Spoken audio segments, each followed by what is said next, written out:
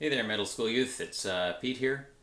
I know you've been looking at the Psalms over the last little while with Kurt, and we're going to take a quick look at one of my favorite Psalms. But before I do that, I want to show you something that I think is kind of neat. I don't know if you know this about me, but I'm a carpenter. That's what I do for a living.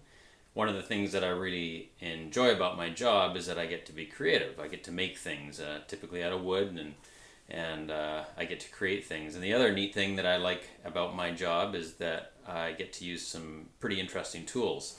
One of the tools that I use pretty regularly is this compound miter saw, and there's lots of different kinds of adjustments. You can move the saw back and forth. You can even tilt it one way or the other if you want to.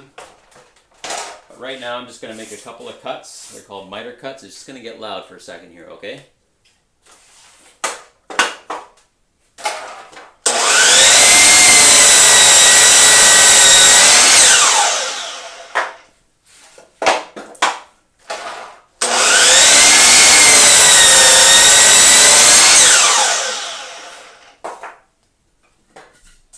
And with that kind of a cut, I create that kind of a join.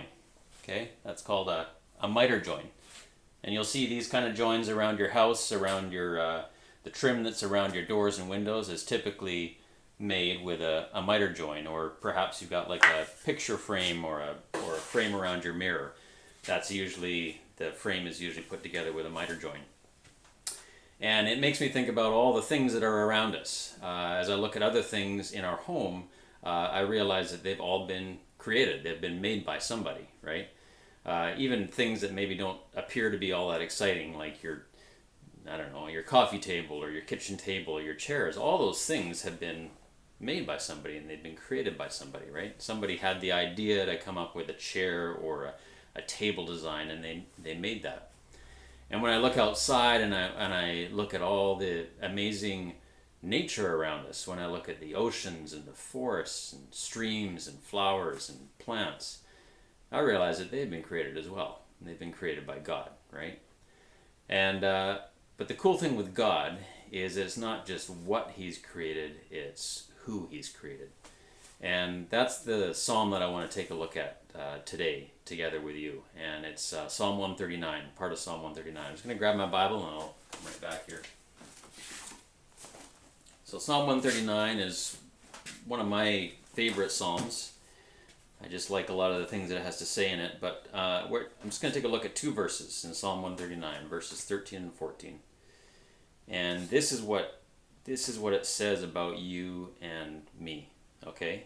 This is how God has created us. It says this. It says, "For you created my inmost being. You knit me together in my mother's womb. I praise you because I am fearfully and wonderfully made. Your works are wonderful. I know that full well." God created the very inner part of you. It says that He knit you together. He put you together. He formed you inside your mom's womb. I bet you didn't know that God was a knitter, but it says that He knit you together. He put you together. It says, "I praise you because I'm fearfully and wonderfully made." That doesn't mean that God was afraid when He made you. It just means that He was very intentional about the way He made you. He really thought about how He was going to put you together and how He was going to create you. And it says that you're wonderfully made. So if you're like me, sometimes I struggle and have struggled at times in my life with comparing myself to other people. And I think, well, I don't have their skills, or I don't have their abilities, or whatever. I don't have their energy, or whatever it is, And it's easy sometimes to get a little down on yourself because of that. But God I want you to encourage to leave that behind.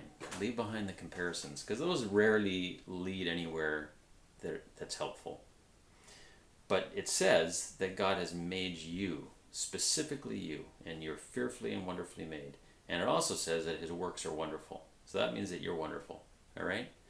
So I hope you can take that with you this week. As you look around at the things that are around you that have been created and made by somebody, remember that you are the most important thing of that creation, of God's creation. You are the most important thing. And that you have been made wonderfully, and you've been made fearfully, and yeah, that's a great thing. So blessings on you. Hope you have a great week, and take care. Bye bye.